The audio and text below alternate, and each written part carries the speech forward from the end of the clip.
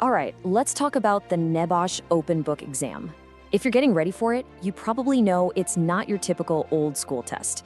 This is a totally modern assessment, and it's designed to feel a lot more like a real-world challenge. But that means you need a completely new strategy to pass. So let's get into it and break down exactly what you need to do. So, here's the big question, right? How on earth do you pass an exam when you have, well, pretty much all the answers? I mean, you've got your notes, you've got the internet. It sounds like a walk in the park, but as you might guess, it's not that simple. It's a totally different kind of challenge, one that tests something much deeper than just your memory. So how do you actually beat it? Okay, here's our game plan. We'll kick things off with the new NEBOSH challenge, then we'll decode the open book exam itself. After that, we'll get into your strategy for success, how to avoid some nasty hidden traps, and what to expect in that final interview. And to wrap it all up, we'll talk about why this new format really matters. All right, first up, the new NEBOSH challenge. Let's dive into what makes this exam a whole different ball game. You know that feeling. You log in, you download the exam paper, and boom, the clock starts ticking. Even though you've got all your notes right there, that first moment can hit you like a real jolt of pressure. See, it's not testing how much you've memorized. It's testing how you handle yourself, how you strategize, under a totally different kind of stress. And you've got 24 hours to do it. Now, that window is great. It gives you a ton of flexibility, no matter your time zone or what else you've got going on. But here's the thing, it is not an invitation to pull an all-nighter. Not even close. This is all about smart time management. You have to pace yourself, research, write, and review without completely burning out. Okay, section 2. Let's decode what this open book exam is really all about. Because if you want to pass, you've got to understand what the examiners are truly looking for. Just look at the difference here. The old school exams, they were all about sitting in a quiet room with nothing but a pen, trying to remember facts. Pure memory recall. The open book exam, or the OBE, is the complete opposite. You're at home and it's all about taking what you know and applying it to a real-world problem. The game has totally flipped from what can you remember to what can you do with that knowledge. It's a massive shift. And this is the heart of it all. It's a scenario-based assessment. Think of it like this. You're given a story, a really detailed one, about a fictional workplace. And your job is to become a character in that story, maybe the new safety manager. You have to dig through the scenario, find the clues, and use your actual NEBOSH knowledge to solve the problems they're facing. It's all about practical application, not just spitting back theories. I love this quote from a NEBOSH examiner because it just says it all. You cannot get through the exam parrot fashion. What does that mean? It means you absolutely cannot just copy and paste from your textbook or repeat definitions you've learned. The markers can spot that a mile away. They are looking for your critical thinking. They want to see you connect the dots between the theories and the messy details of the scenario. Just repeating stuff like a parrot, that's going to get you 0 marks. Okay, so we know what the exam is. Now, how do we beat it? Let's get into the good stuff. Your strategy for success. This is the actionable, step-by-step plan. First things first, take a deep breath because this exam is absolutely passable. Just look at the data from learning partners like Compassa. Their students consistently get great results. I mean, an 86% pass rate on the IG1 and a perfect 100% on the IG2 practical? That's amazing.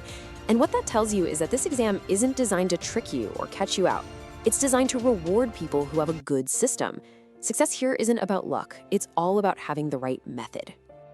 So what is that method? Here it is, a simple 5-step strategy that works. Number 1, read the questions first. Don't even look at the big scenario text yet. Reading the questions first tells your brain exactly what to hunt for. 2, budget your time. Decide how much time each question gets and be ruthless about sticking to it. 3, plan your answer. Before you type a single sentence, jot down a few bullet points. It feels slow, but it'll save you so much time in the long run. 4, use the scenario as your evidence. Every point you make should be tied back to something specific in that story. And finally, number 5, review and submit early.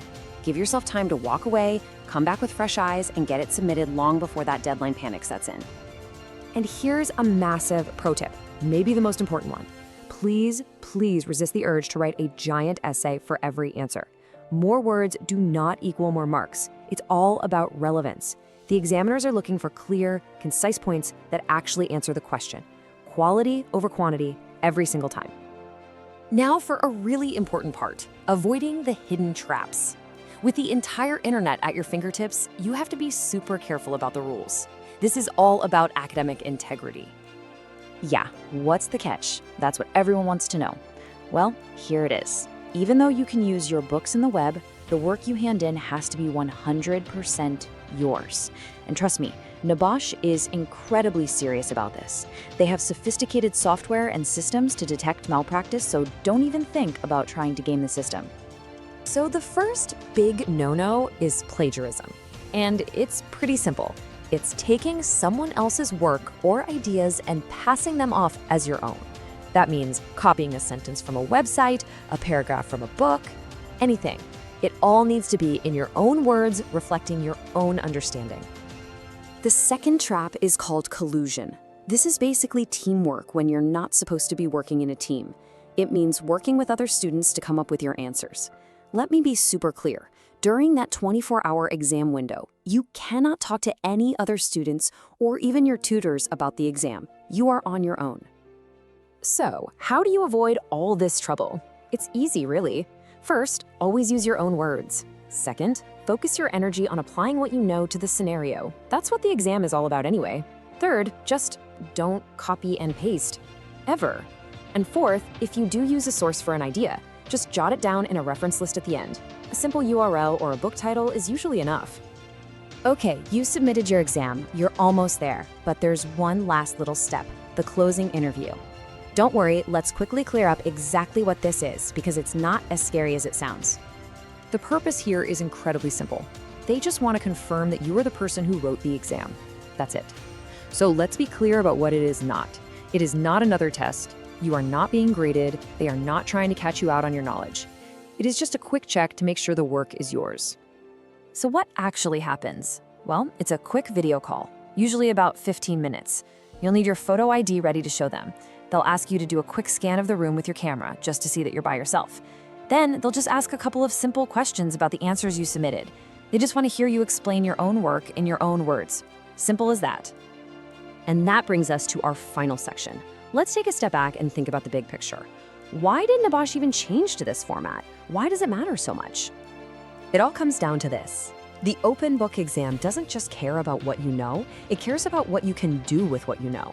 Think about it. When you're actually on the job as a safety professional, no one's going to ask you to recite a regulation from memory. They're going to value your ability to walk into a complex situation, analyze what's going on, and use your knowledge to come up with a real practical solution. And this exam, it mirrors that perfectly. And so maybe the real question we should be asking isn't just, how do I pass this exam? But how do I learn to think like a safety professional? This whole format is designed to build those crucial skills: critical thinking, analysis, problem solving. So yeah, it's a different kind of challenge for sure, but it might just be a far better way to prepare you for what really matters: a successful, impactful career in health and safety. So what do you think? Is this the better way to learn?